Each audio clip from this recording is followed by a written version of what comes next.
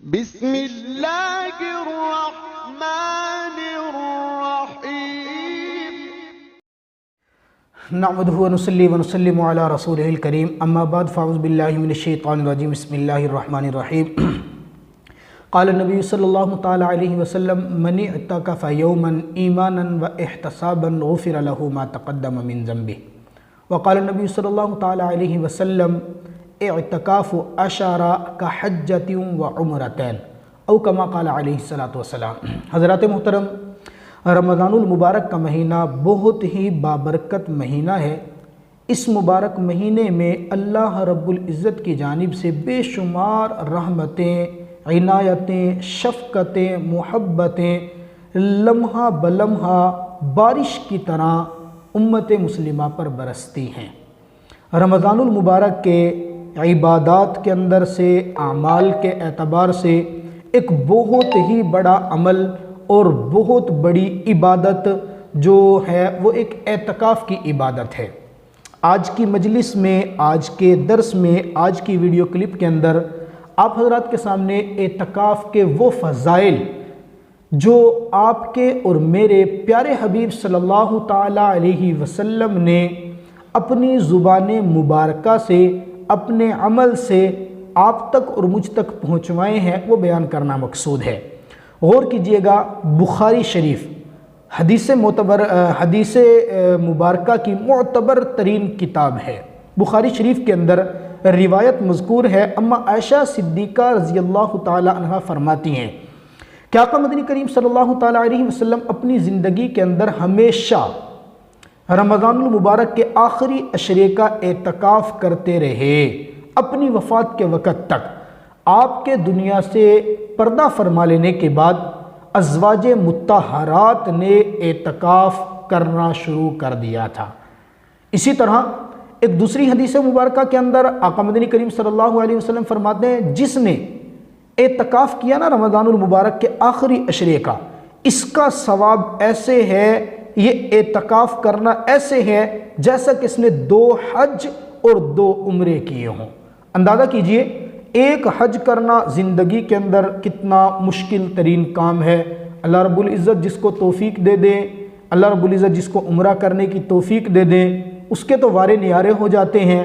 بہرحال ہر ایک کے مقدر میں یہ عبادت، ہر ایک کو یہ سعادت ملتی نہیں ہے، لیکن رمضان المبارک کے آخری عشرے کے اعتکاف کرنے پر پیارے حبیب صلی اللہ علیہ وسلم نے فرمایا کحجۃ وعمرتین، 2 حج اور 2 عمرے جو ہیں مقبول ترین ان کا ثواب ملتا ہے۔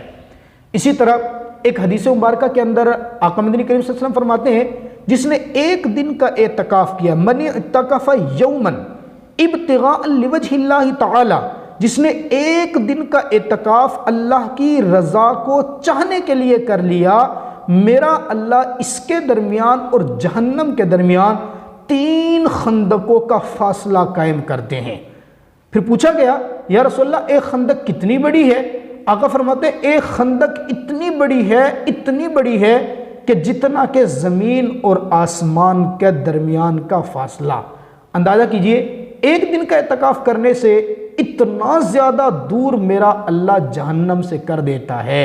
جس نے 10 دن کا اعتکاف کیا تو اس کے اوپر میرے اللہ کی شفقت کیا ہوگی، میرے اللہ کی رحمت کیسے اترے گی، ہم سوچ بھی نہیں سکتے۔ آپ علیہ السلام کی حدیث مبارکہ یہ بھی بتاتی ہے کہ جو آدمی اعتکاف کی حالت کے اندر بیٹھتا ہے، ظاہر ہے وہ دنیا کے دوسرے کاموں سے بہت دور ہو جاتا ہے۔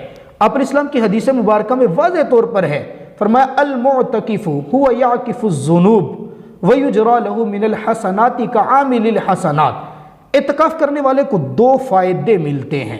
پہلی بات تو یہ کہ وہ گناہوں سے دور ہوتا ہے۔ ظاہر دنیا کے سارے بکھیڑوں کو چھوڑ کر ایک بندہ جب اللہ کی دربار کے اندر بیٹھ گیا، پاکیزہ گھر کے اندر بیٹھ گیا، تو گناہوں سے تو بچ گیا نا۔ اور دوسرا فائدہ کہ اس کے لیے تمام وہ نیکیاں لکھی جاتی ہیں جو نیکیاں یہ عام طور پہ کرتا ہوگا، عام کی زندگی میں کرتا ہوگا۔ مثال کے طور پہ کسی کے جنازہ پڑھتا ہوگا، کسی مریض کی تیمارداری کرتا ہوگا، کسی کی ضرورت پوری کرتا ہوگا، جنازے میں جاتا ہوگا۔ یہ ساری عبادات جو یہ عام زندگی میں کرتا ہوگا، اب اعتکاف کے اندر بیٹھنے کی وجہ سے یہ وہ عبادات نہیں کر پا رہا، لیکن میرا اللہ قدردان دیکھیے کتنا ہے، میرا اللہ اپنے در پہ بیٹھنے والے کو بغیر کیے بھی ان اعمال کا ثواب عطا کر دیتا ہے۔ سبحان اللہ، یہ اللہ رب العزت کی قدردانی دیکھیے، بغیر کیے ثواب عطا کرتے ہیں۔ کمی کس بات کی ہے؟ یہ کہ آپ اور میں کب یہ وقت کب دنیا کے بکھیڑے چھوڑ کر رب کی دربار پہ آ کے جھکتے ہیں۔ اور یہ تو ہم دنیا کا بھی دستور ہے، ہم کسی کے دروازے پہ بیٹھ جائیں نا، کوئی ہم سے روٹھا ہوا ہو، کتنا ہی اکھڑ مزاج کیوں نہ ہو، کتنا ہی سخت دل کیوں نہ ہو، جب اس کے دروازے پہ جا کر بیٹھ جائیں گے نا تو بالآخر اس کا دل پسیج جاتا ہے، نرم ہو جاتا ہے، وہ مان جاتا ہے۔